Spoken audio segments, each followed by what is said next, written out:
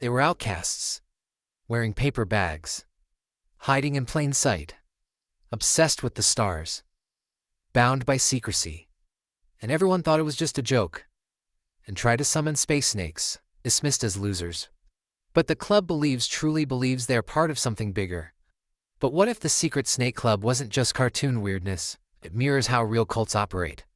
What if it reflected something darker? Real-life patterns seen in some of the most disturbing cults in history. Groups that used fear, paranoia, and belief in the absurd to control people. In this episode, Billy joins a group of strange, bag-wearing kids called the Secret Snake Club. Their goal? The group believed that Earth was about to be recycled, wiped clean, and that salvation would come in the form of an alien spacecraft hiding behind the Hale-Bopp comet. Contact aliens and prove the government is hiding the truth, or waiting for the rest of the world to wake up. They hold weird rituals, speak in code. They were conditioned. No individual, no ego, no questioning. Drawn into a belief system through repetition, isolation, and fear of being left behind.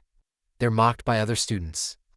They did it to disappear into the group, to become replaceable, obedient, pure, family, friends, society.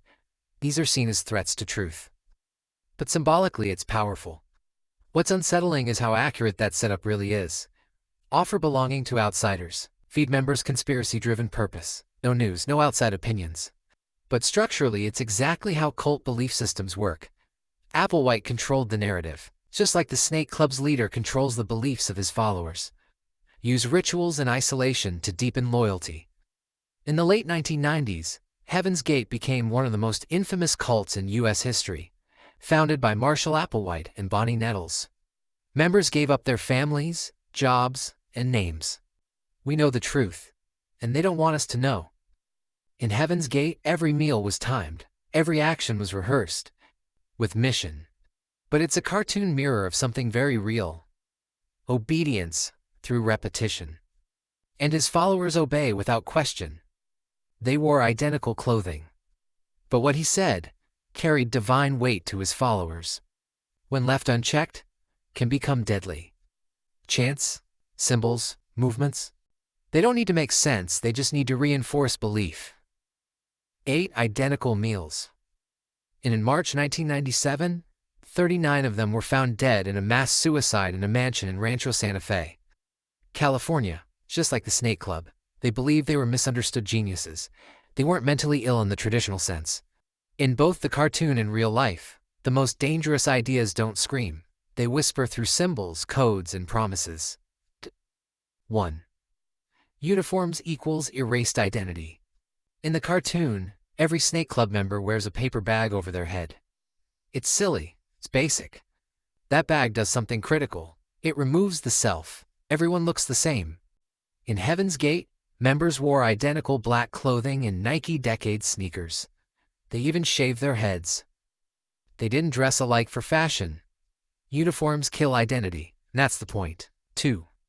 Secrecy and isolation. Snake Club doesn't meet in public. They whisper in dark corners, gather in secret rooms, and use code words. That mirrors one of the most dangerous tools of any cult, cutting off outside voices. In Heaven's Gate, members lived in isolation. Once isolation begins, control gets easier. 3. Apocalyptic thinking and conspiracy logic. In the episode, the Snake Club believes in lizard people, space snakes, and a secret alien war. Insane. Sure, the world is a lie. Heaven's Gate believed the world would be recycled, and that only their group would survive by boarding a spaceship hidden behind a comet. The beliefs don't have to be logical, just have to feel exclusive. We know something no one else does. That's the hook. And once you buy in, everything else follows. For leadership and devotion, the Snake Club's leader doesn't need charisma, he has belief. He acts with certainty. Real-life cult leaders are the same. Marshall Applewhite spoke in a soft, controlled tone. He rarely yelled. In both fiction and reality, it's not about logic, it's about trust. Built slowly until it's unbreakable. 5. Ritual as control. Snake Club members perform bizarre rituals to contact aliens. In cults, ritual is a weapon. Repetition dulls doubt. It makes the surreal feel normal. They trained for death, like it was a ceremony.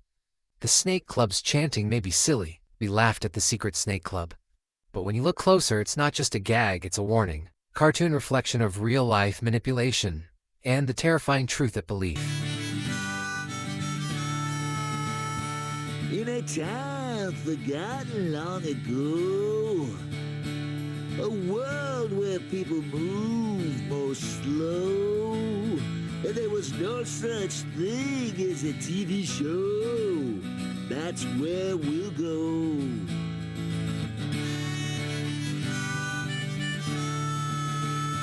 Oh, in the ancient jungles of Canada Sea, nerds roam wild, roam strong and free, and spent their days drinking herbal tea.